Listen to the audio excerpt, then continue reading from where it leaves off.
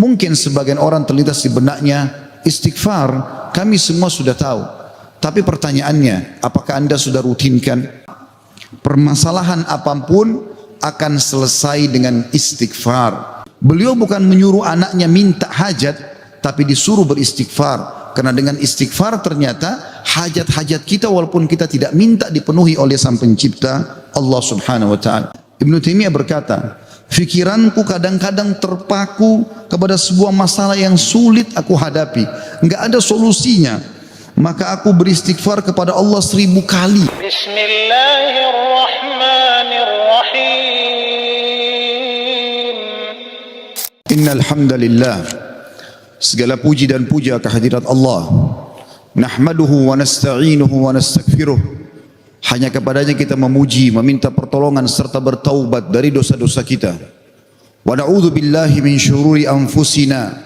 Dan hanya kepada Allah pula kita meminta agar dijauhkan dari keburukan-keburukan diri kita. Wa min sayyiati a'malina, dan dari segala dosa yang pernah kita lakukan. May yahdihillahu fala mudhillalah. Barang siapa yang telah Allah berikan petunjuk maka tidak akan pernah sesat selamanya. Wa may yudlilhu fala hadiyalah. Dan barang siapa yang telah Allah sesatkan maka tidak akan mendapatkan petunjuk selamanya. Asyhadu an la ilaha illallah wahdahu la syarikalah wa asyhadu anna Muhammadan abduhu wa rasuluh. Saya bersaksi tiada Tuhan yang berhak disembah kecuali Allah dan tidak ada sekutu bersamanya, dan Muhammad benar-benar hamba juga utusannya. Qala Allah Ta'ala, Allah mengingatkan dalam kitabnya, ya ayyuhalladzina amanu taqullaha haqqa tuqatihi wa la tamutunna illa wa antum muslimun. Hai sekalian orang-orang yang beriman, bertakwalah, hanya patuh dan tunduklah kepada satu-satunya pencipta segala sesuatunya, baik di langit, di bumi, di kedalaman lautan, yaitu Allah. Sebenar-benar patuh dan tunduk, dan janganlah kalian meninggal dunia kecuali dalam keadaan Islam.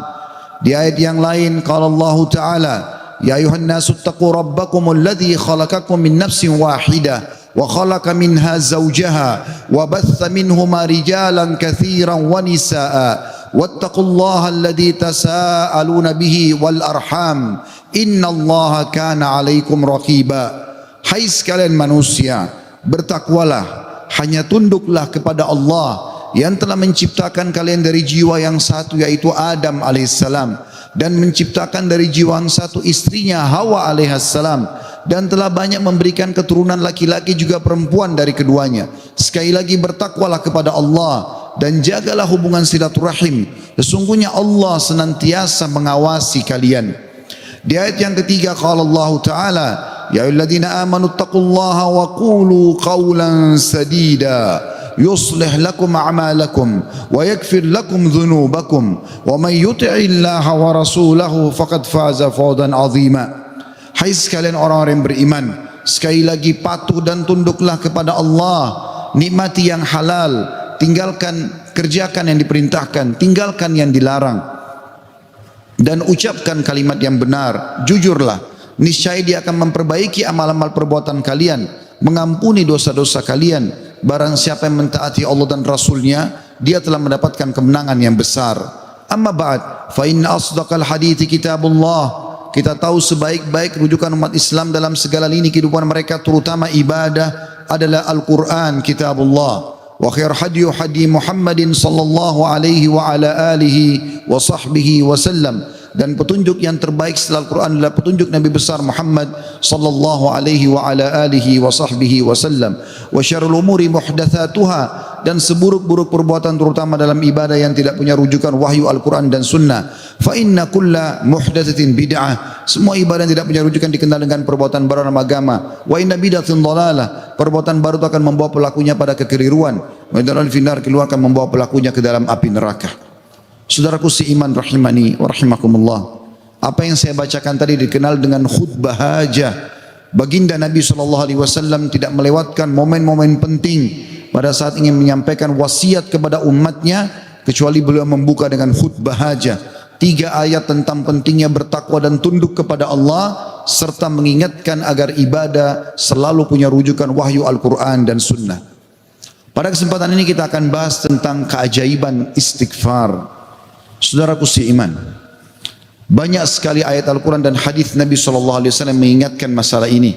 Dan juga kita akan dengarkan nanti perkataan para salafus salih tentang keajaiban istighfar dan dahsyatnya. Begitu juga insya Allah kita akan sebutkan apa yang didapatkan pada saat seseorang melazimkan istighfar itu. Mungkin sebagian orang terlintas di benaknya, istighfar kami semua sudah tahu. Tapi pertanyaannya, apakah anda sudah rutinkan? Nanti akan lebih jelas insya Allah dengan statement para ulama salaf tentang masalah ini. Beranjak bahasan kita saudaraku seiman, perintah Allah subhanahu wa ta'ala kepada nabinya Muhammad sallallahu alaihi wa ala alihi wa sahbihi wasallam yang sudah diampuni dosanya yang lalu dan akan datang. Allah berfirman, A'udzu billahi minasyaitonir rajim dalam surah An-Nasr ayat 3, fasabbih bihamdi rabbika wastaghfir innahu kana ghaffara. Maka bertasbihlah engkau hai Muhammad dengan memuji Tuhanmu dan mohon ampunlah kepadanya. Padahal Nabi Muhammad SAW sudah diampuni dosa-dosanya yang lalu dan akan datang. Sesungguhnya Dia Allah adalah zat yang maha penerima taubat. Juga dalam ayat yang lain dalam surah Muhammad ayat 19 Allah memerintahkan nabinya Muhammad SAW istighfar. A'udzu billahi minasyaitonir rajim wastaghfir li dzambik walil mu'minina wal mu'minat wallahu ya'lamu mutaqallabakum wa mathwaakum. Dan mohonlah ampun bagi dosamu hai Muhammad dan bagi dosa orang-orang beriman laki-laki dan orang beriman perempuan, dan Allah Maha mengetahui tempat kamu berusaha dan tempat tinggalmu. Juga baginda Nabi sallallahu alaihi wa ala alihi wa sahbihi wasallam bersabda, wallahi inni la astaghfiranna Allah wa atubu ilaihi fil yawmi aktsara min 70 marrah. Demi Allah, padahal beliau tidak butuh untuk sumpah, tapi untuk memastikan tentang pentingnya pengucapan istighfar di lisan setiap orang di antara kita. Beliau mengatakan, demi Allah, aku selalu beristighfar kepada Allah. Artinya pengucapan permohonan maaf kepada Allah dan bertaubat kepadanya. Maksudnya mengucapkan ikrar tidak akan mengulangi kesalahan dalam setiap harinya lebih daripada 70 kali. Dan hadis ini hadis sahih diriwayatkan oleh Imam Muslim. Juga dalam riwayat yang lain Nabi SAW sebutkan fil yaumi mi'ata marrah, dalam setiap hari sampai 100 kali. Saudaraku seiman, para ulama salaf menjelaskan kepada kita bagaimana kedudukan istighfar.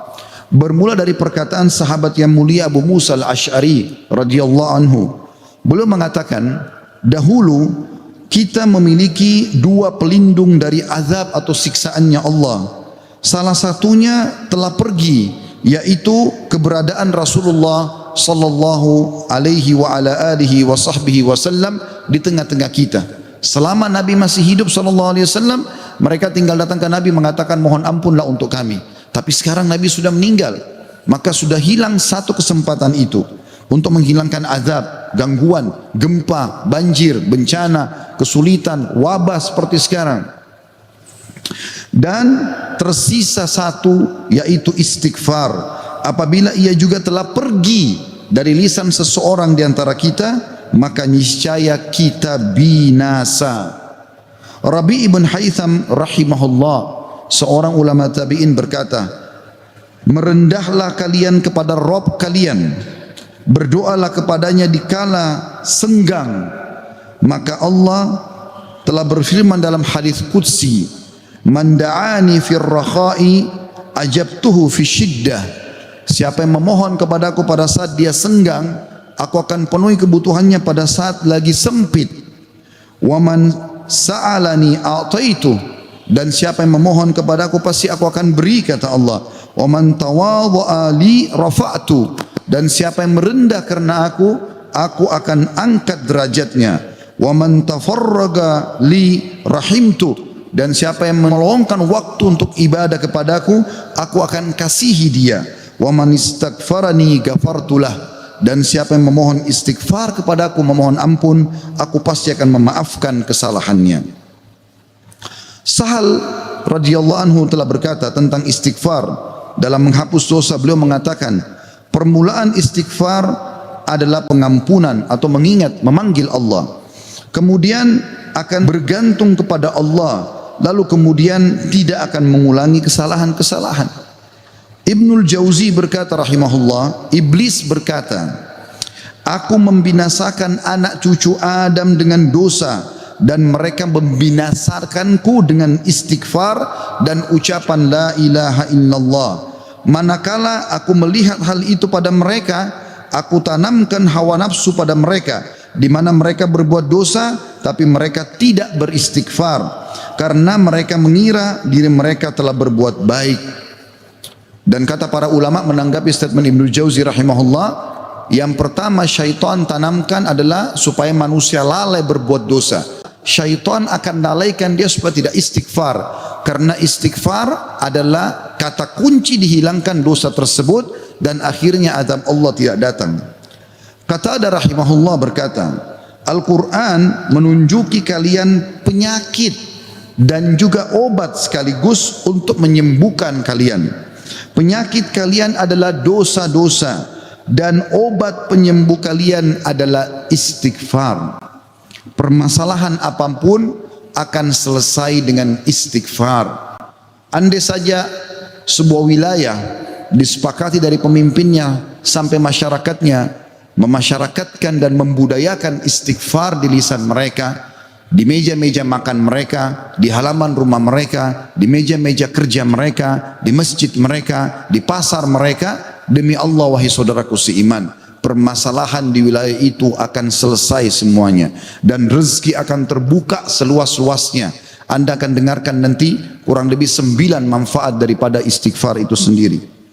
Ali radhiyallahu anhu berkata, sahabat Nabi yang mulia ini berkata, yang aneh adalah orang yang binasa padahal keselamatan ada bersamanya.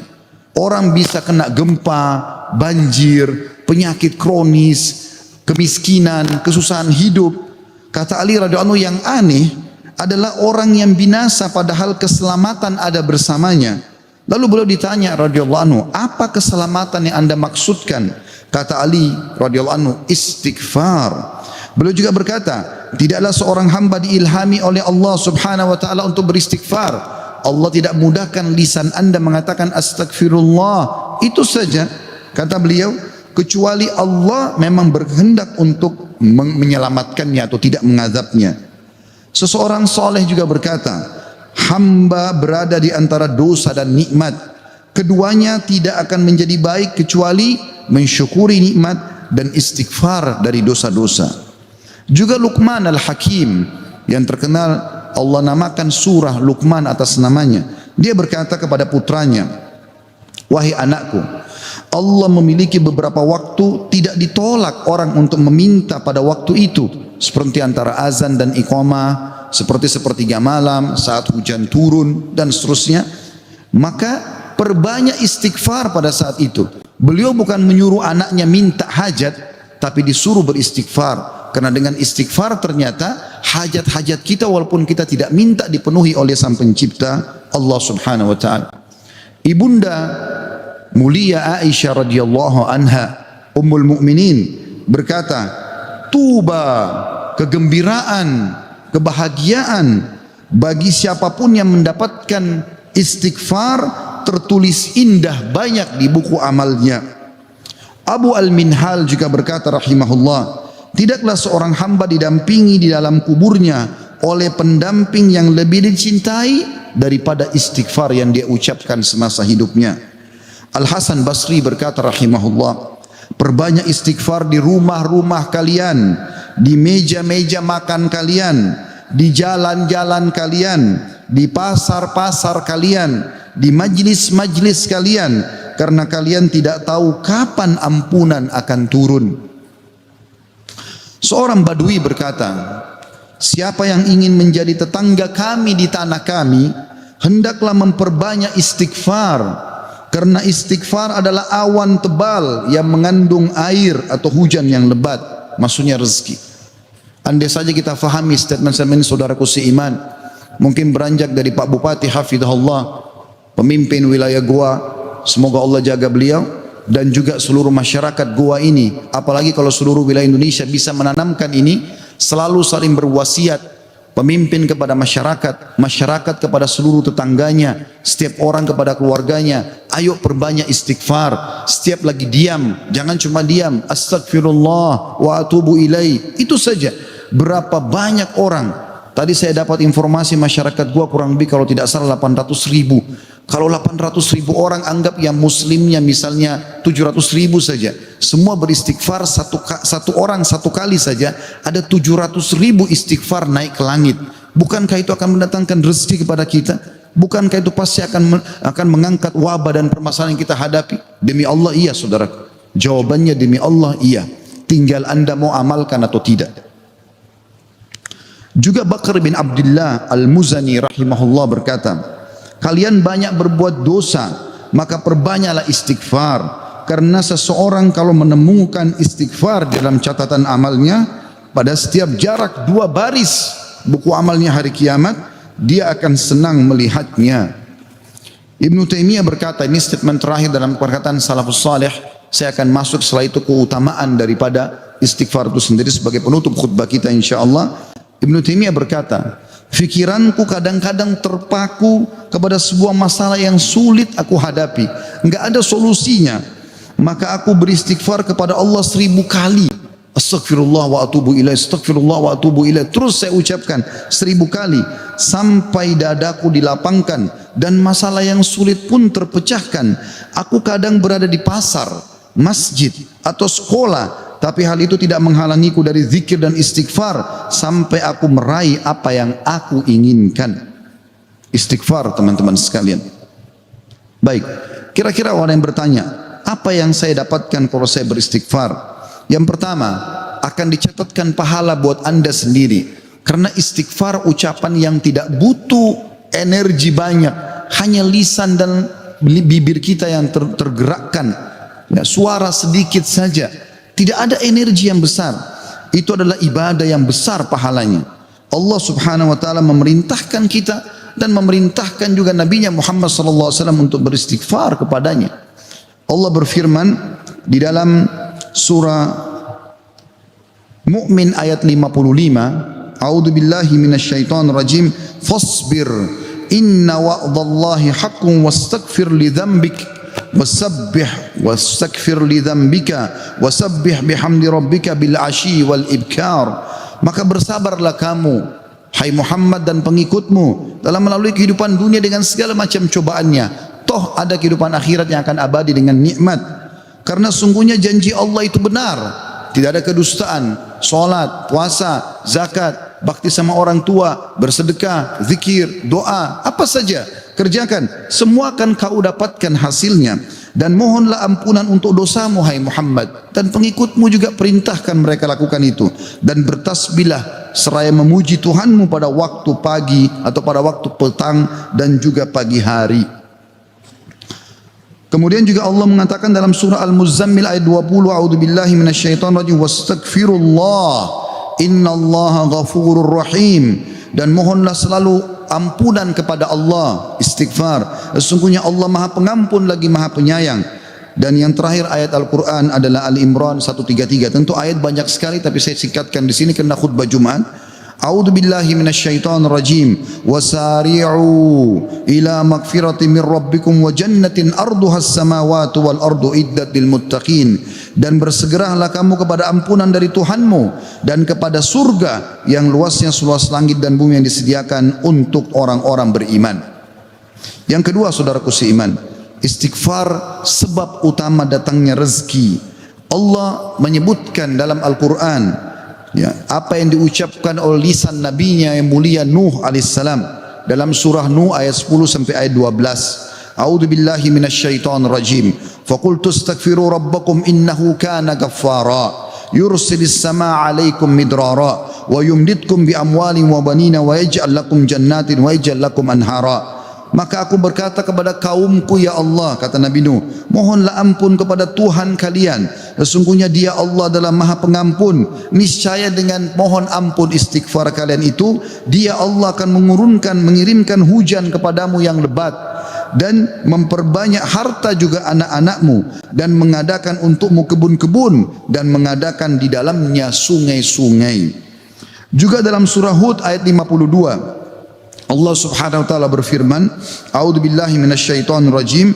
Ya qaumi, Nabi Hud berkata alaihissalam, ya qaumi istaghfiru rabbakum thumma tubu ilaihi yursilis samaa alaikum midrara wa yazidkum quwwatan ila quwwatikum wa la tatawallaw mujrimin. Hai kaumku, kata Nabi Hud alaihissalam, banyaklah mohon ampunlah kepada Tuhan kalian dan bertobatlah kepadanya. Niscaya pasti dengan istighfar dan tobat kalian Dia menurunkan hujan yang sangat deras atasmu. Maksudnya subur. Hujan bukan mematikan tapi membawa berkah. Dan Dia akan menambahkan kekuatan kepada kekuatanmu. Fisikmu akan kuat, fikiranmu, jiwamu akan sehat. Dan janganlah kamu berpaling dengan berbuat dosa.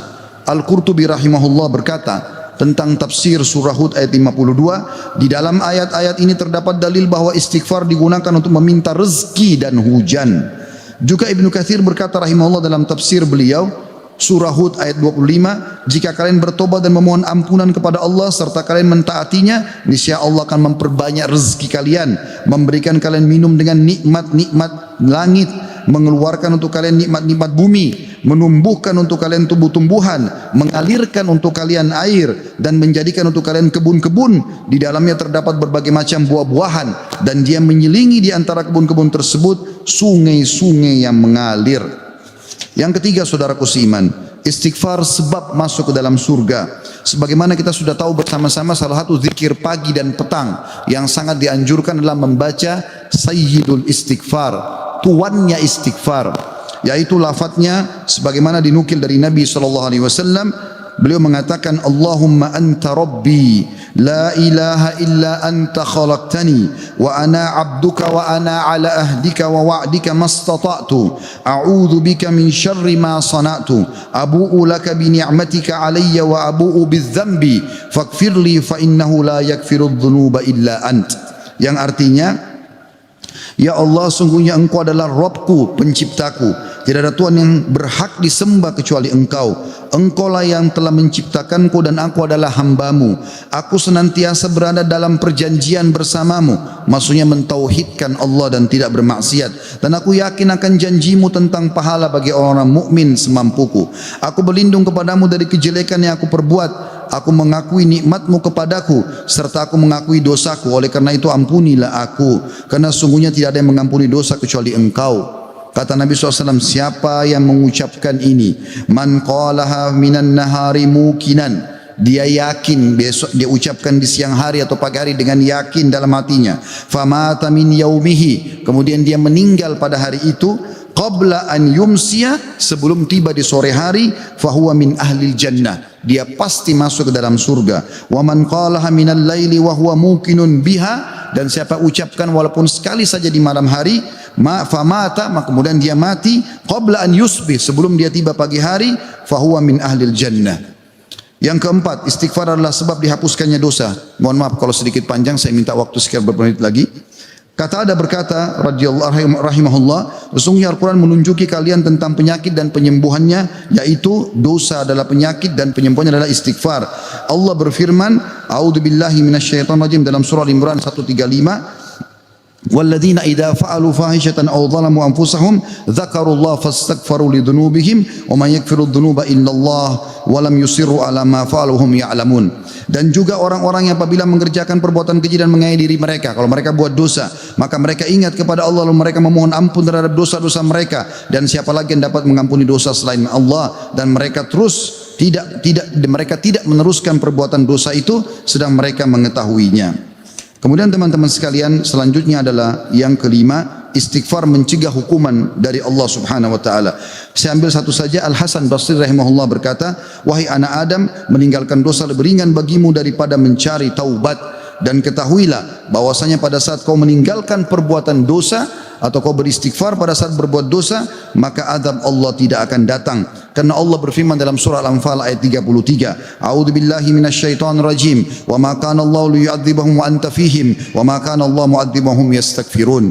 Dan Allah sekali-kali tidak akan mengadab mereka sedangkan kamu berada di tengah-tengah mereka, hai Muhammad, dan tidak pula Allah akan mengadab mereka sedang mereka selalu memohon ampun. Yang keenam, istighfar sebab diangkatnya derajat.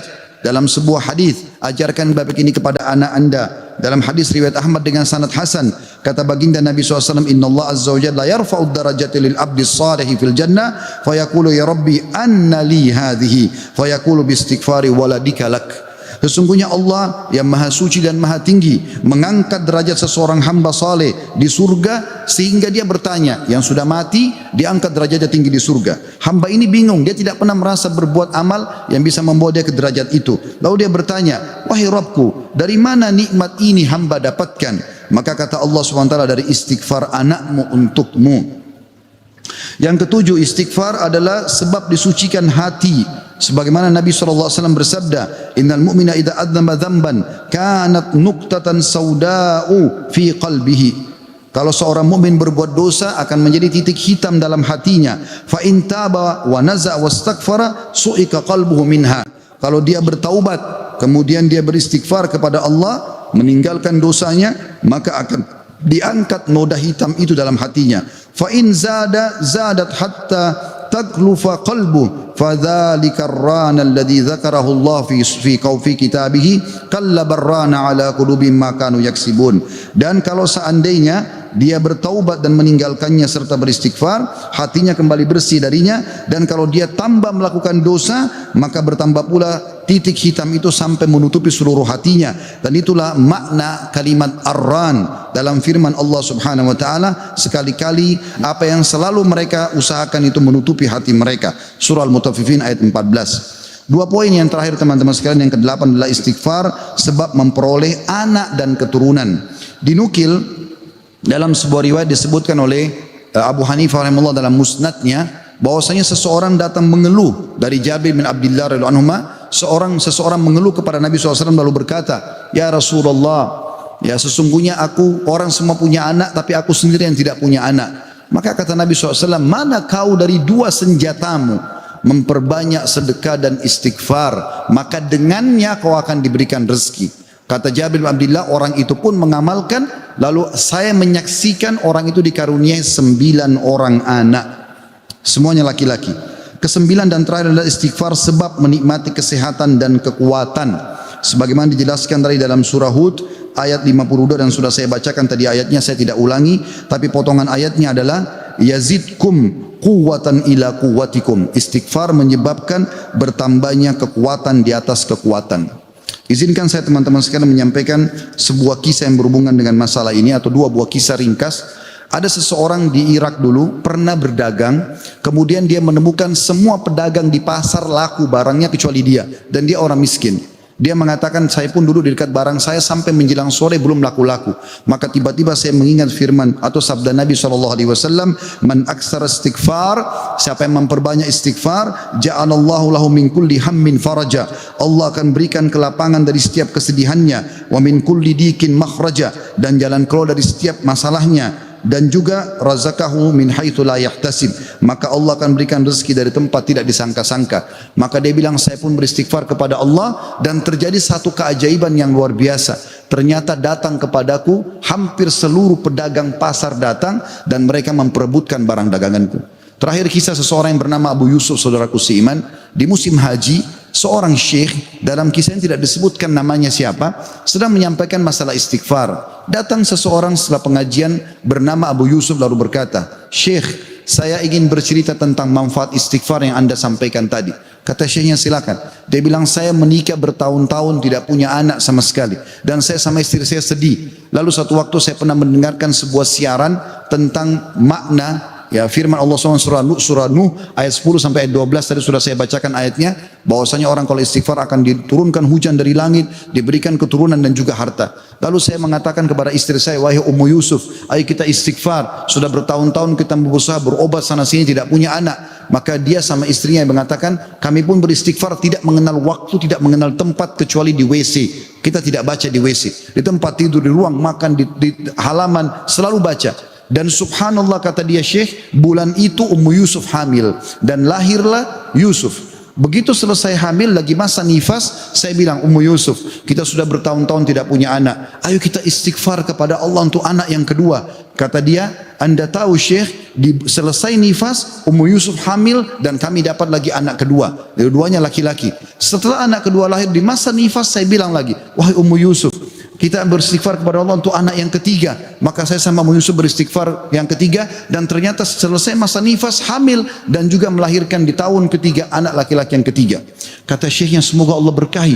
Itu betul-betul firman Allah. Allah mengatakan Allah tidak akan pungkiri janjinya. Dia mengatakan belum selesai kisah saya Syekh. Setelah itu Ummu Yusuf berkata, wahai Abu Yusuf, kita berhenti dulu istighfar untuk mohon anak, istighfar untuk yang lainnya, tapi permohonan anak berhenti dulu sampai anak-anak besar. Kami sepakat 2-3 tahun, kemudian saya mengatakan, Ummu Yusuf, sekarang saatnya kita minta agar Allah berikan kita anak perempuan yang cantik dan salihah. Maka kami pun beristighfar, dan ternyata Ummu Yusuf hamil, dan sekarang saya di musim haji, wahai Syekh, sedang datang bersama Ummu Yusuf yang baru saja melahirkan bersama dengan bayinya, bayi perempuan. Aqulu qauli hadza, saya sudah mengucapkan perkataan saya ini, wa astaghfirullah li wa lakum, dan saya beristighfar kepada Allah, mengajak jamaah istighfar kepada Allah. Fastaghfiruhu innahu huwal ghafurur rahim, beristighfarlah sungguh Dia Maha Pengampun dan juga Maha Pengasih. Alhamdulillah, wassalatu wassalamu ala Rasulillah. Segala puji dan puja kehadirat Allah Subhanahu wa taala, juga salawat dan taslim kepada Nabi besar Muhammad sallallahu alaihi wa ala alihi wa sahbihi wasallam. Hari Jumat adalah hari yang mulia saudaraku seiman, dan ada waktu mustajab doa. Dalam dua riwayat, yang pertama riwayat Imam Muslim, kata Nabi SAW, tidak ada seorang muslim pun berdoa di hari Jumat kecuali diijabah, dan kejarlah pada saat khatib di khutbah kedua sampai diiqamahkan solat. Makanya semua khatib pasti berdoa di khutbah kedua. Yang kedua riwayat An-Nasai, kata Nabi SAW, Jumat ada 12 waktu, tidak ada seorang muslim yang berdoa kecuali diijabah sama Allah, dan perbanyak doa selepas asar sampai terbenam matahari. Maka jangan kita sia-siakan waktu mustajab ini. Mari kita hadirkan hati dan fikiran kita untuk berdoa kepada Allah Subhanahu wa taala, semoga Ia mengijabahnya. Alhamdulillahi Rabbil Alamin. Kami memujimu ya Allah sebagaimana layak Kau dipuji sebagai pencipta. Dan juga kami mengucapkan salam hormat kami kepada Nabi Muhammad sallallahu alaihi wasallam, sebagaimana Engkau telah mengucapkan salam hormat kepadanya. Ya Allah, kami tidak berkumpul di salah satu rumah-Mu ini kecuali karena ingin menjalankan perintah dan kewajiban yang Kau bebankan kepada kami. Maka ikhlaskan niat kami, dan terimalah seluruh amal-amal soleh yang pernah kami kerjakan, baik kami ikhlas atau kurang ikhlas, yang sedang kami kerjakan, yang akan kami kerjakan sampai menjelang ajal datang nanti. Sesungguhnya la haula wala quwata illa bik, kami tidak punya daya dan kekuatan kecuali dengan izin-Mu. Ya Allah, ampunilah seluruh dosa-dosa kami, dosa kedua orang tua kami, dosa seluruh kerabat-kerabat kami, dosa seluruh kenalan-kenalan kami, bahkan dosa seluruh muslimin dan muslimat, mukminin dan mukminat yang hidup dan juga yang sudah meninggal. Ya Allah, janganlah Engkau bubarkan kami dari solat Jumat yang mulia ini kecuali Engkau telah bersihkan dosa-dosa kami, dan Engkau ganti semuanya menjadi pahala dengan izin-Mu. Karena Engkau telah mengucapkan dalam satu firman-Mu, ulaika alladhina yubaddilullahu sayyi'atihim hasanat. Mereka adalah hamba-hamba yang Allah ganti dosa-dosanya menjadi pahala. Ya Allah, jadikan negara kami Indonesia negara yang aman, tentram, damai. Seluruh umat Islam di bawah naungan ukhuwah Islamiyah. Dalam hal ibadah mereka kembali kepada Al-Quran dan Sunnah. Makmurkan negeri kami, lunasi utang-utang negara kami, bukalah seluruh rezeki dari seluruh penjuruhnya. Kembalikan kami semua ke jalan-Mu ya Allah. Dan siapapun menginginkan keburukan bagi negara kami, bagi agama kami, bagi diri-diri kami, kembalikan tipu daya mereka kepada diri mereka sendiri. Ya Allah, tolonglah saudara kami di Palestina, di Syria, di Yaman, di Irak, di Myanmar, di Ahsa, dimanapun mereka berada sedang tertindas. Ikhlaskan niat mereka, terima para syuhada mereka, muliakan Islam di tangan mereka dan tangan kami semua, serta ikut sertakan kami bersama mereka di pahala, baik dengan doa, dengan harta, dengan jiwa kami. Dan ya Allah, satukanlah kami semua di surga Firdaus-Mu tanpa hisab, mana Engkau satukan kami dalam majlis yang mulia ini. Rabbana atina fid dunya hasanah, ya Allah berikanlah kami semua kebaikan di dunia, wa fil akhirati hasanah, dan semua kebaikan di akhirat, wa qina adzabannar, selamatkan kami dari api neraka, wa adkhilnal jannata ma'al abrar, dan masukkanlah kami ke dalam surga bersama orang-orang yang patuh. Ya Azizu ya Ghaffar, wa Izzat yang maha mulia dan juga maha pengampun. Ya Rabbal alamin, wa Tuhan alam semesta. Wa sallallahu nabiyina Muhammadin walhamdulillahi rabbil alamin. Inna Allah ya'mur bil adli wal ihsan Allah seluruh menyuruh kita berbuat adil dan kebaikan. Wa yanha 'anil fahsya'i wal munkari wal baghi. Allah larang perbuatan keji, mungkar dan maksiat. Ya'idukum la'allakum tadhakkarun. Itu peringatan dari Allah, jadikanlah sebagai pegangan hidup kalian. Fadhkurullahal azim yadhkurkum. Ingat kepada Allah maka Allah akan ingat kepada kalian. Washkuru ala niyami yazidkum. Syukuri nikmatnya dia pasti akan tambah. Wala dzikrullahi akbar. Mengingat Allah adalah amalan yang paling besar. Wa aqimis shalah, dan dirikanlah salat.